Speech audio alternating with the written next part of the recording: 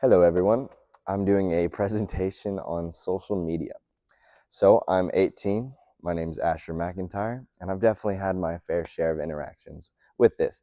I feel that my life has been both benefited and some things haven't been so well with social media. So I wanted to share a little bit of information as to how that can look for y'all.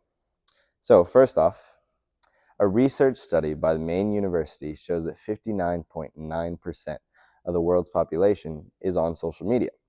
So given that that's almost 60% in 2023 with a growth rate of 4.7 people a minute, you can only imagine how many people are on social media today in 2026. So this means that you can reach out to anybody across the world. So you could be here in Dallas, Texas, and talking to someone in Alaska, someone in Hawaii, all on one platform. And that's due to this a massive amount of growth, right? Which can be a really great thing for connection, but it can also lead to a lot of things that aren't so good.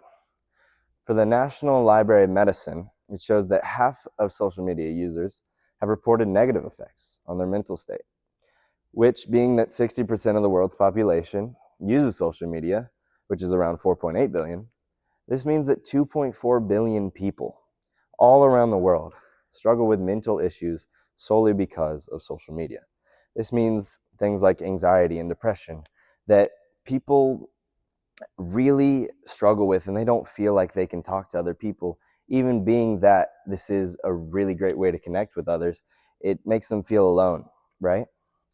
So the biggest thing is all in how you use social media.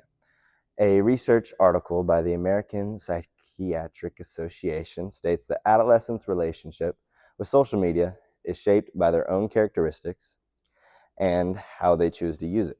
So when you get on social media, right, and then you go on your homepage, that's all based on who you follow, the things that you like. So if you choose to follow people who may not have the best intentions in mind, might lead you down a gloomy path. But you could also follow people like preachers and other churches that can have just light on your page and can bring you a good break while you're doing school or something like that. But also, it's a good way to stay connected with friends if they move away. I've had a lot of friends that I've moved from, and we've stayed connected through things like Instagram, where we send each other funny videos, and it's just a good time. But there's also been times where I feel like I'm spending too much time on social media, and that feels just like I'm wasting time and I'm not being productive.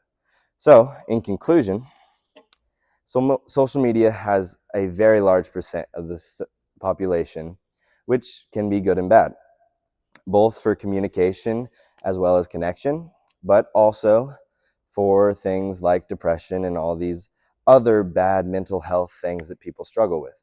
So, while it is good to implement things such as a time limit or a restriction on how you use social media, the biggest thing is searching for real doctor's help.